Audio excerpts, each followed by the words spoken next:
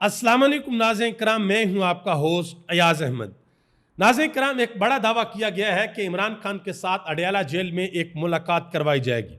एक बंदे को अडयाला जेल में भेजा जाएगा और वो जाकर इमरान खान को मनाने की कोशिश करेगा।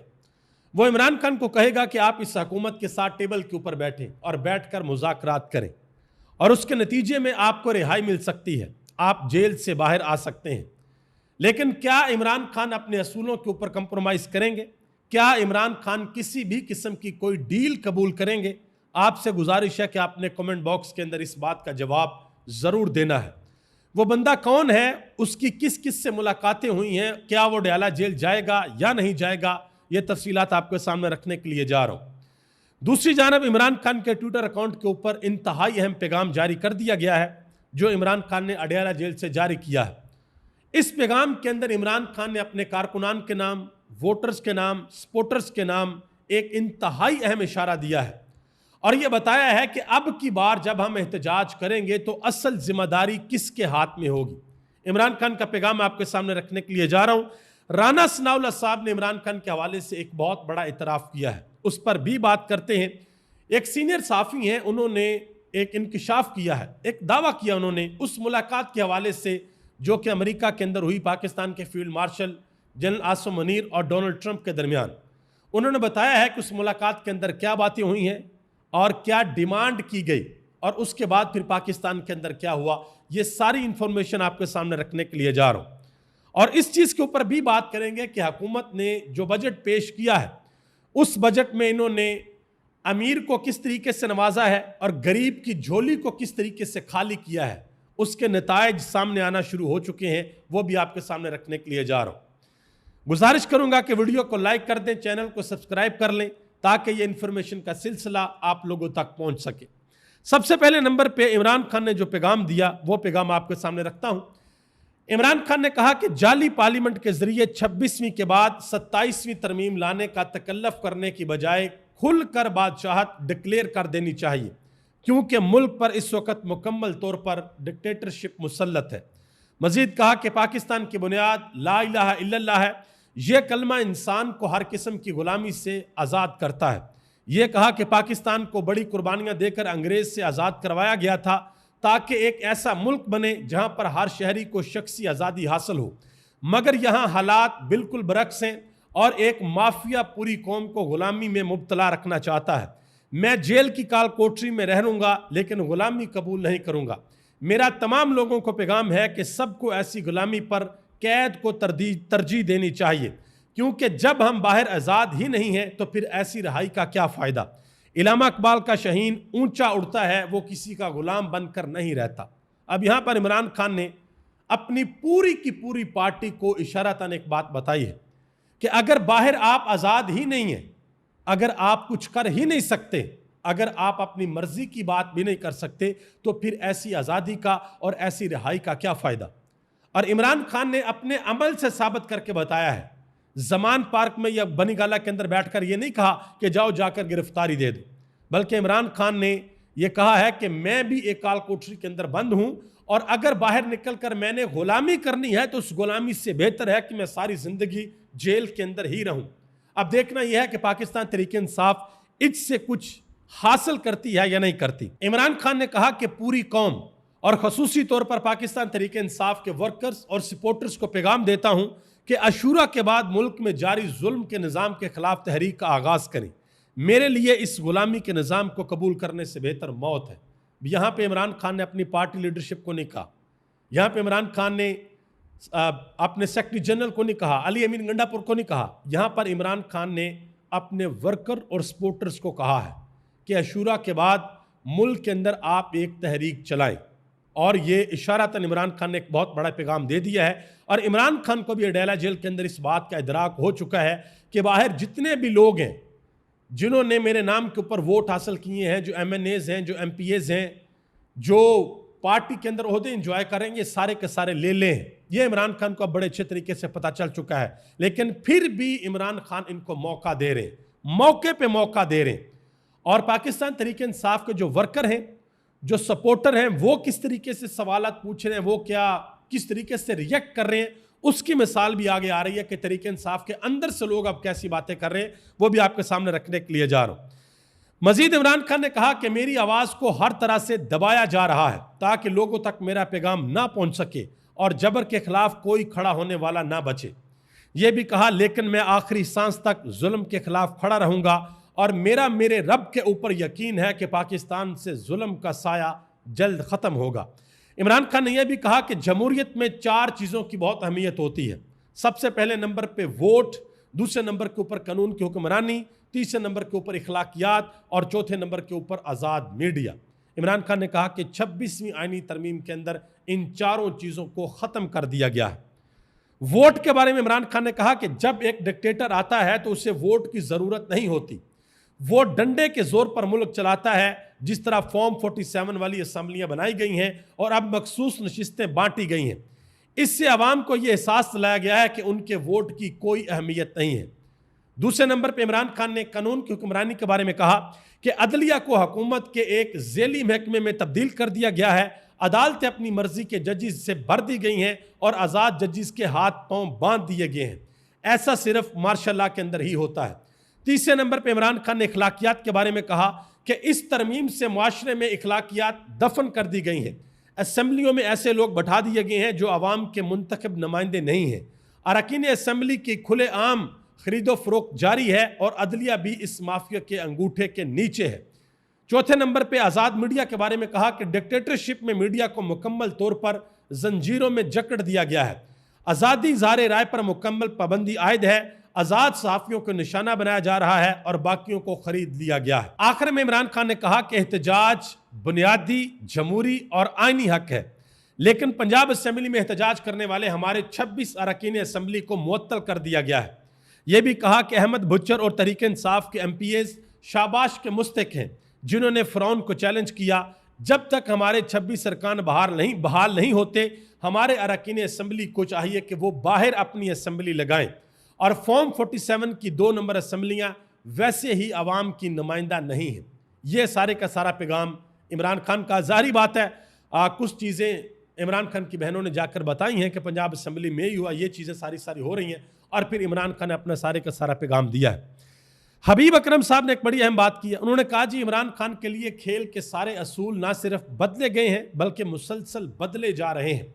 पाकिस्तान की तारीख में किसी भी सियासी जमात पर इतना रियासती जबर नहीं हुआ जितना पाकिस्तान तहरीक इंसाफ के ऊपर हो रहा है। मजीद कहा कि गुज़िश्ता 4 साल से इस जमात को तोड़ने के लिए रियासत हर हरबा इस्तेमाल कर चुकी है, लेकिन कामयाबी नहीं मिल रही। आगे आ जाए जी, फ़खरुर रहमान, उन्होंने एक बहुत बड़ा दावा किया है। वो कहते हैं कि जिस वक्त अमेरिका के अंदर पाकिस्तान के field marshal general Asim Munir और अमेरिकी सदर डोनाल्ड ट्रंप की आपस के अंदर मुलाकात हुई तो उस मुलाकात के अंदर एस्टेब्लिशमेंट को एक पैगाम दिया गया कि पाकिस्तान के अंदर मामलात को ठीक किया जाए, जमहूरी इक़्तिदार पाकिस्तान के अंदर बहाल की जाए और इमरान खान का जो मसला है उसको भी हल किया जाए। उसके बाद फ़खरुर रहमान साहब कहते हैं कि अडयाला जेल में इमरान खान को पैगाम दिया गया और इमरान खान को कहा कि कुछ लो और कुछ दो के ऊपर आप आ जाएं, यानी कि डील कर लें। और इमरान खान ने ये ऑफर ठकरा दी और जैसे ही इमरान खान ने ऑफर ठकराई उसके बाद सुप्रीम कोर्ट से मखसूस नशिस्तों वाला फैसला पाकिस्तान तहरीक इंसाफ के खिलाफ आ गया। ये फ़खरुर रहमान साहब कह रहे हैं। उन्होंने भी एक और बात की है। उन्होंने कहा जी चौधरी निसार ऐसी जमात के अंदर क्यों जाएगा। आपको पता है कि चौधरी निसार की शहबाज शरीफ साहब के साथ एक इंतहाई अहम मुलाकात हुई है। इस मुलाकात के बाद वो कहते हैं, बहुत से लोगों ने कहा कि शायद चौधरी निसार जो है वो नून लीग को ज्वाइन करने के लिए जा रहे हैं।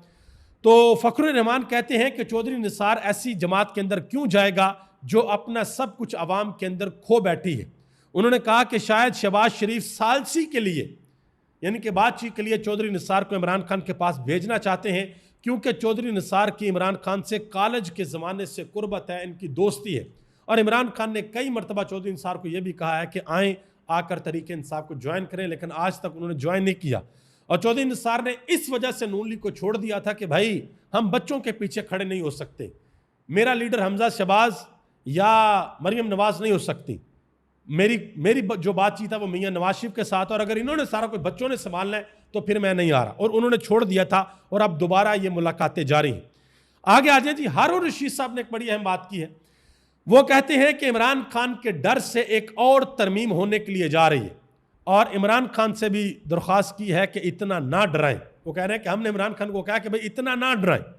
मजीद उन्होंने कहा कि कितनी तरमीम करेंगे। उन्होंने कहा कि अयूब खान भी बहुत ज़्यादा ताकतवर था, याया और ज़िया भी बहुत कुछ समझते थे अपने आप को, लेकिन होता वही है जो मंजूर खुदा होता है, क्योंकि एक प्लान इंसान बनाता है और एक प्लान अल्लाह बनाता है। अब आगे आ जाए, राना सनाउल्लाह साहब ने एक बहुत बड़ा इतराफ़ किया, क्योंकि आपको पता है कि कई दहाइयों से इमरान खान की किरदार कुशी पाकिस्तान के मीडिया ने भी की है, पाकिस्तान की सियासी जमातों ने भी की है, और एक इल्ज़ाम इमरान खान के ऊपर यह लगाया जाता रहा है कि इमरान खान नशा करता है। तो राना सनाउल्लाह साहब ने इस हवाले से एक बहुत बड़ा इतराफ़ किया। उन्होंने कहा जी तवक्को नहीं थी कि इमरान खान इतनी लंबी जेल काट लेंगे। उन्होंने कहा कि नशा करते तो जेल के अंदर रहना मुश्किल होता। उन्होंने कहा कि यह इंफॉर्मेशन गलत साबित हुई, और इसके साथ साथ और भी बहुत से अंदाजे नून लीग के, पीपल्स पार्टी के गलत साबित हो चुके हैं और आने वाले वक्त में और भी गलत साबित होने के लिए जा रहे हैं। ये इनको बहुत अच्छे तरीके से पता है कि इमरान खान किसी भी सूरत किसी भी किस्म की कोई डील नहीं करेगा, और इमरान खान पाकिस्तान की तारीख के अंदर यह लिख कर जाएगा कि एक बंदा ऐसा था, कैदी नंबर 804, जिसको पाबंद सलासल किया गया, जिसके ऊपर तोशाखाना का केस, साइफर केस, इद्दत जैसा केस, फिर उसके बाद अलकादर केस बनाया गया। इलेक्शन से कबल उसको 34 साल की सजाएं सुनाई गई, उसकी पार्टी को तोड़ा गया, उसकी पार्टी की सारी लीडरशिप को जेलों के अंदर बंद किया गया कि किसी तरीके से इमरान खान डील के ऊपर आ जाए, लेकिन उसने डील नहीं की। उसने कहा कि मैं इस गुलामी से मौत को तरजीह दूंगा, लेकिन किसी भी सूरत कोई डील नहीं कबूल करूंगा, कोई कंप्रोमाइज नहीं करूंगा। तो आने वाले वक्त में इनके और भी बहुत से ऐसे शक व शुबात जो इनके इमरान खान के बारे में थे या हैं, वो दूर होने के लिए जा रहे हैं। जावेद हाशमी ने एक बड़ी अहम बात की है जी। कहते हैं कि हमारे लीडर्स थक जाते हैं, उनके अपने अपने मफादात होते हैं, उनके कारोबार होते हैं, फैक्ट्रियां होती हैं, उनके स्कैंडल्स होते हैं, इसीलिए वो दबक जाते हैं, वो गिर पड़ते हैं, वो कंप्रोमाइज हो जाते हैं, वो डील कर लेते हैं। उन्होंने कहा कि इमरान खान के बारे में कहा जाता था कि वो नशा करता है, वो जेल में एक दिन नहीं गुजार सकता, लेकिन वो लड़ रहा है और जेल के अंदर मौजूद है। आगे आ जाए जी। एक खातून कोर्ट रिपोर्टर हैं मरियम नवाज खान, उन्होंने एक बड़ी अहम बात की है। वो कहती हैं कि जमाल मंदोखेल ने मखसूस नशिस्तों के केस के अंदर यह कहा था कि वो अदारे की खातर, यानी कि अदलिया की खातर, सुप्रीम कोर्ट की खातर अपनी वालदा की फातिहा छोड़ कर आए हैं, लेकिन जैसे ही इस केस का फैसला हुआ वो वापस चले गए। वो कहती हैं कि इसका मतलब है कि वो अदारे की खातर नहीं बल्कि इस केस की खातर आए थे, इसका फैसला करने आए थे। अगर अदारे की खातर आए होते तो आज भी साइलिन के केसेस सुन रहे होते, लेकिन उन्होंने इसका फैसला किया, इस केस का मखसूस नशिस्तें माले गनीमत नून लीग और पीपल्स पार्टी के अंदर बांटी, मौलाना फजल रहमान की झोली में डाली और फिर वापस चले गए। आगे आ जाए जी। मलक अहमद खान भुच्चर, उन्होंने एक अहम तरीन प्रेस कॉन्फ्रेंस की है और उन्होंने कहा जी इमरान खान का पैगाम हम तक पहुंच गया है कि आप लोग अपनी असेंबली लगाएं। उन्होंने कहा जी जब तक 26 मेंबरान अंदर नहीं जाते हम अलग से असेंबली लगाएंगे, और हम वाज़ेह करते हैं कि बाहर असेंबली लगाकर इनको टफ टाइम देंगे और इनके लिए कोई मैदान खाली नहीं छोड़ेंगे। आगे आ जाएं जी। पाकिस्तान तहरीक इंसाफ की पार्लियामानी पार्टी का इजलास हुआ है और वहां पर बड़ी गर्मा गर्मी हुई है। मैंने शुरू में आपको बताया ना कि जो तहरीक इंसाफ का वर्कर है, जो वोटर है, सपोर्टर है, उन्होंने प्रेशर बहुत ज़्यादा बढ़ा दिया कि भाई आप लोग कर क्या रहे हैं। और अली अमीन गंडापुर के बारे में भी खबरें हैं कि अली अमीन गंडापुर भी आजकल बड़े गुस्से के अंदर हैं कि उनकी मकबूलियत उनकी अपनी पार्टी के अंदर बहुत ज़्यादा गिर रही है। अब यह जो पार्लियामानी पार्टी का इजलास हुआ है, इसमें शाहद खटक साहब ने बड़ी सख्त बातें की। उन्होंने कहा जी हमें बताया जाए कि हमारी पार्टी के फैसले कौन कर रहा है। अगर सियासी कमेटी ने बजट पास करने का फैसला किया है तो सलमान अकबर राजा साहब आपने ट्वीट क्यों किया। मजीद उन्होंने कहा कि केपी के अरकान को वर्कर्स गद्दार कह रहे हैं और आप लोग खामोश हैं। उन्होंने कहा कि इमरान खान को निकालने के लिए कोशिश करनी चाहिए, लेकिन हम लोगों को गद्दार ना कहा जाए। उन्होंने कहा कि क़यादत ये ड्रामे बंद करे, अगर जेल के सामने जाना है, एहतजाज करना है तो वाज़ेह तौर पर बताया जाए। ये शाहद खटक साहब कह रहे हैं। शाह महमूद कुरैशी साहब ने कोट लखपत जेल से पाकिस्तान तहरीक इंसाफ की क़यादत के नाम एक अहम तरीन पैगाम भेजा है। उन्होंने कहा जी जेल में रहकर हमारे पास महदूद इल्म होता है, हमें नहीं पता होता कि बाहर ग्राउंड के ऊपर क्या हो रहा है। बैरिस्टर गौहर और सलमान अकबर राजा को चाहिए कि आएँ और आकर हमसे मुलाकात करें, अब इनको जाना चाहिए। मजीद शाह महमूद कुरैशी ने कहा कि सियासत के अंदर जो टाइम है वो बहुत ज़्यादा इंपॉर्टेंट होता है और सही वक्त के ऊपर जब आएगा सही वक्त तो बताऊंगा कि किसको किस से बात करनी चाहिए। आगे आ जाए जी। अजमल जामी साहब ने तैमूर सलीम झगड़ा से एक सवाल पूछा कि बीबीसी के साथ इंटरव्यू में जो पाकिस्तान आर्मी के तर्जमान है DGI-SPR, उन्होंने इस चीज़ को डिनाई किया है कि वो सियासतदानों के साथ बात नहीं करते। तो तैमूर सलीम झगड़ा ने आगे से जवाब दिया। उन्होंने कहा जी इंतहाई एहतराम के साथ अगर वो अमेरिकन रिपब्लिक पार्टी के सदर डोनाल्ड ट्रंप के साथ बात कर सकते हैं तो पाकिस्तानी सियासतदानों के साथ क्यों बात नहीं कर सकते। ये उन्होंने ये बात अपने ट्विटर अकाउंट के ऊपर भी लगाई है, साथ उन्होंने नीचे वीडियो भी लगाई कि अगर वहां पर जाकर अमेरिका की सियासी पार्टी के साथ बात हो सकती है तो पाकिस्तान की सियासी पार्टी के साथ बात क्यों नहीं हो सकती। आगे आ जाए जी। हुकूमत ने माशाल्लाह बजट पास कर लिया और जो अमीर लोग हैं जो बड़ी बड़ी गाड़ियों के अंदर घूमते हैं, ये ज़रा आप देख लें कि माशाल्लाह अगर आप बड़ी गाड़ी खरीदते हैं, टोयोटा लैंड क्रूज़र अगर आप खरीदते हैं तो आपको तकरीबन जो मॉडल्स हैं 2021, 2022, 2023 और 2024 4.5 मिलियन से लेकर 7.5 मिलियन यानी कि 45 लाख से लेकर 75 लाख रुपए तक जो प्राइस है वो कम हो गई। ये बड़े लोगों के लिए, अमीर लोगों के लिए, कोई लाखों भी कमाए ना, लाखों के अंदर भी कमाए तो वो इस गाड़ी को लेने के बारे में सोच नहीं सकता। तो आप अंदाजा लगाएं कि वो गरीब बंदा जिसकी तनख्वाह भी मुख्तस नहीं की गई इस बजट के अंदर, उसको इस हुकूमत ने क्या दिया है वो भी मैं आपके सामने रख देता हूं। मुल्क भर के अंदर इस हुकूमत ने जो यूटिलिटी स्टोर्स हैं 10 जुलाई से उसको मुकम्मल बंद करने का फैसला कर दिया है और जो सामान है वो वेयर हाउसेस के अंदर मुंतकिल कर दिया जाएगा और बाकी जो चीज़ें हैं वो दुकानदारों को वापस कर दी जाएंगी और जो रैक्स वगैरह हैं जो दीगर सामान है उनकी नीलामी होगी।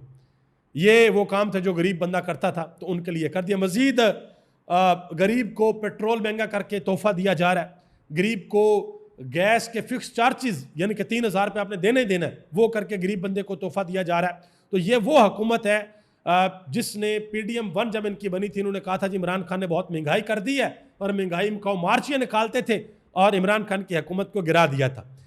इंसार अब्बासी साहब एक बात कहते हैं जी, कहते हैं कि ऐसा लगता है कि पंजाब अब एक सूबे की बजाय खानदानी जागीर में तब्दील हो रहा है। जब हर दूसरा मंसूबा या नवाज शरीफ के नाम से मंसूब हो या मरियम नवाज के नाम से तो फिर पंजाब का नाम भी तब्दील करके सूबा मरियम नवाज ही रख लें। ये इंसार अब्बासी ने बात की है। अभी तक ले इतना ही। आप सबका बहुत बहुत शुक्रिया। पाकिस्तान जिंदाबाद, पाकिस्तान के करोड़ों अवाम पाइंदाबाद।